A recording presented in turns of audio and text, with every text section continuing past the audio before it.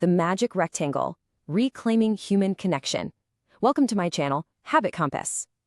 In today's video, we're zeroing in on a fascinating dynamic, specifically how these everyday devices we carry relentlessly impact our actual real-world human interactions.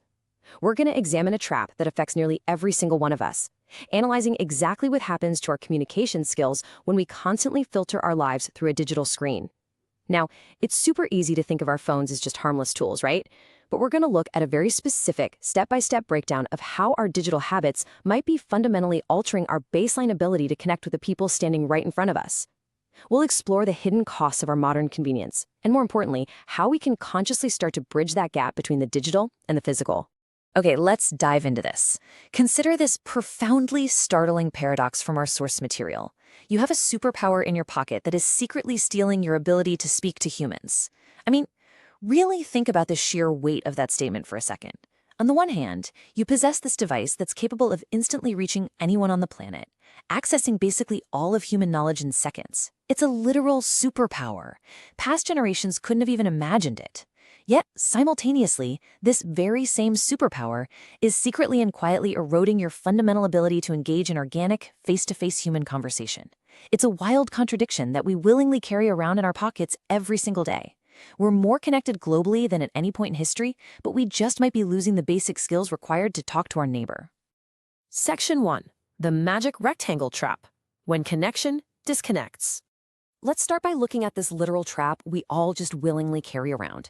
Our source deliberately defamiliarizes the smartphone by defining it simply as the magic rectangle. By stripping away the sleek brand names, the slick marketing hype, and all the complex tech jargon, and just calling it a magic rectangle, we're forced to look at this everyday object in a new, kind of unsettling light.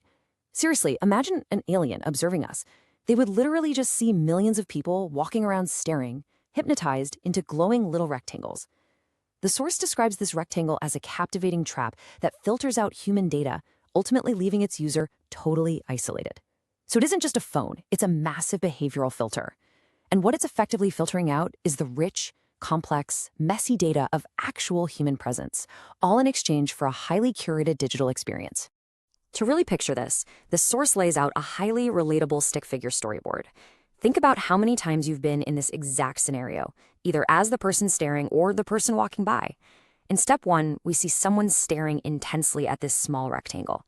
They are entirely absorbed, completely locked in to whatever notification or feed is lighting up the screen. Then, in step 2, a friend walks right by and gives a warm, friendly wave. But look at the absolute tragedy of step 3. The wave is completely ignored. The first person doesn't even look up. The captivating glow of the rectangle commands so much cognitive bandwidth and attention that a real physical attempt at human connection happening mere inches away is entirely missed. The physical world has literally been muted by the digital one. Section 2, Fluent in Texting, the illusion of communication. So what exactly is happening when we zoom in to that digital world contained within the rectangle? Why is it so incredibly captivating that we totally ignore our physical reality? When we zoom in on the phone screen in our storyboard, what do we see? We see that the entire world has been reduced to just two things: emojis and text bubbles. That's it. A highly simplified, tightly controlled environment. And here's the real catch. Our brains become exceptionally fluent in this limited medium. We learn to quickly deploy the perfect crying laughing emoji or fire off a rapid, witty text bubble. This controlled environment gives us time to curate our responses perfectly, creating a potent illusion of communication. It makes us feel like we're highly engaged and perfectly understood, all without ever having to risk the vulnerability of a real spontaneous reaction. Section 3. The missing data. What we lose behind the screen. Now, what's really interesting about this slide is the stark contrast drawn between these two worlds. If we're so fluent in texting, we really have to ask ourselves, what exactly is being stripped away when we rely purely on screen-based communication? On the left side, texting is securely confined to just emojis and text bubbles. It's completely safe and honestly, utterly flat. But look over on the right.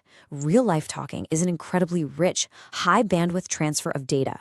It involves direct eye contact, the subtle and shifting tonality of your voice, the complex subconscious cues of body language, and so much more. Texting actively filters out all of this vital, organic human data and replaces it with static images and carefully edited text. So when we live on the left side of this equation, we are operating on a severe data deficit when it comes to truly understanding another human being. Just look at that number. Hundreds. That is the sheer volume of communication components lost when we retreat into the magic rectangle. And it's not just the big obvious things either. The source explicitly highlights that texting completely strips away your body language, it flattens out your tonality, and it completely eliminates eye contact. But think even deeper about what makes up those hundreds of components. It removes microexpressions. It removes the subtle pacing of a breath before someone speaks, the hesitation before a difficult word, a slight shift in posture, or even the dilation of a pupil. These are the ancient evolutionary signals our brains rely on to build empathy and trust. We're trading the incredibly rich, multidimensional data of true human interaction for a flat, two-dimensional substitute. And you know what? Our relationships often bear the heavy cost of that missing information. Section 4. Failing in real life. The sudden withdrawal. Now we really must confront the severe consequence of missing all this data. Going back to our storyboard, the source outlines a scenario where the phone suddenly vanishes. Say the battery dies, or it's simply taken away.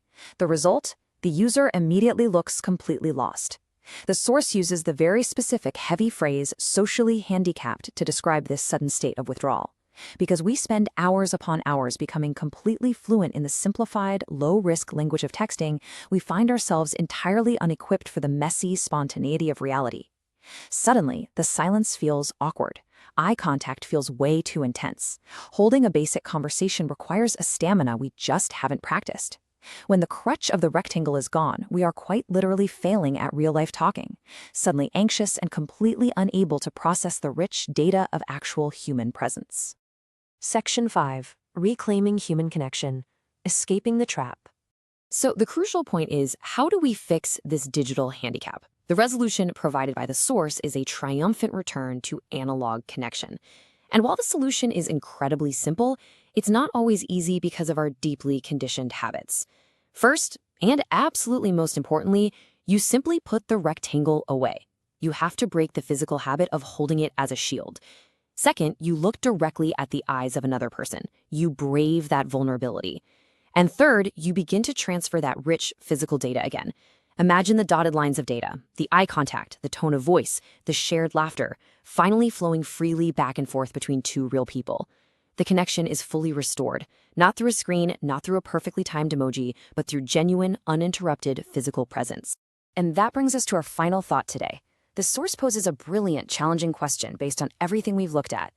Are you fluent in texting, but failing in real life?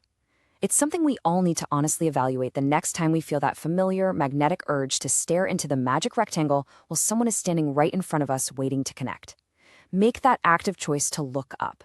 Embrace the hundreds of components of real conversation. If you learned something new, subscribe to the channel for building better habits through navigating Compass, and share your thoughts in the comments. I'd love to hear from you.